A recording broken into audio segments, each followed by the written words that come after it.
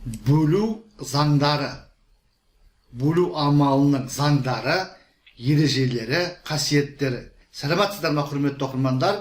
Бүгінгі сабақта бөлу амалының қасиеттерін қарастыратын боламыз. Сіздермен бірге математика пәнінің оқытушысы Әлсейітов Амангелді Құмарлы. Бұған дейін біз басқа бейнероликтерде қосу амалының, азайту амалының және көбейту амалының қасиеттерін қарастырған болатынбыз.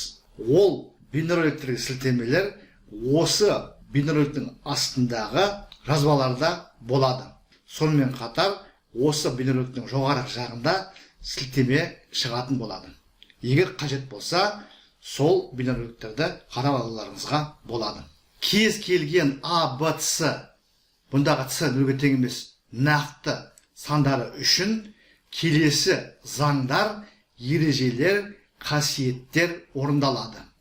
Бірінші, қосындыны санға бөлу.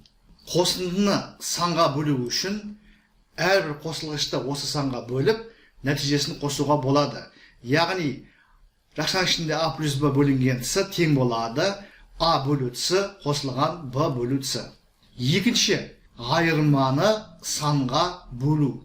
Айырманы санға бөлгенде азайтқыш пен азайтқышты жеке-жеке осы санға бөліп, нәтижесін азайтуға болады. Яғни, жақшаның ішінде А минус Б бөлінген С тең болады А бөлінген С минус Б бөлінген С.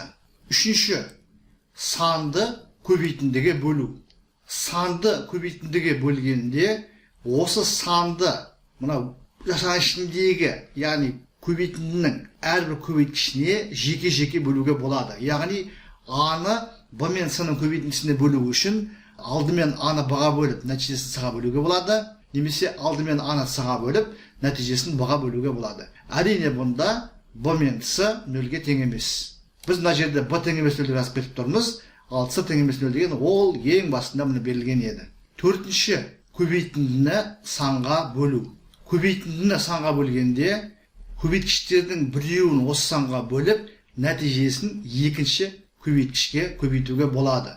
Яғни, А мен Б-ның көбейтіндісін С-ға бөлу үшін А-ны С-ға бөліп алып, нәтижесін Б-ға көбейтуге болады. Немесе керісінше Б-ны С-ға бөліп алып, нәтижесін А-ға көбейтуге болады. Бұл көбейтіндіні санға бөлу ережесі, заңы, қасиеті. Осы жерде тағы бір айтып кететін мәселе, санды нөлге бөлуге болмайды. Санды нөлге бөлуге болмайды.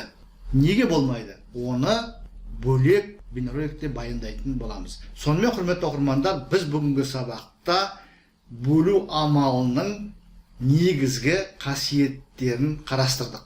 Бірінші, қосындыны санға бөлу. Екінші, айырманы санға бөлу. Үшінші, санды көбейтіндіге бөлу. Төртінші, көбейтіндіні санға бөлу. Барлығы да түсінікті ғой деп ойлаймын. Есептер шығару барысында осы қасиеттерді білген жөн. Себебі, бірінші мәселе есепті дұрыс шығару болса, екінші мәселе уақыт үнемдеу. Осындай ережелерді білудің арқасында емтиханда, тест тапсырмаларын орындаған уақытта уақыт үнемдеуге мүмкіндік болады. Зейін қойып тыңдағандарыңыз үшін көп рахмет. Келесі кездескенше.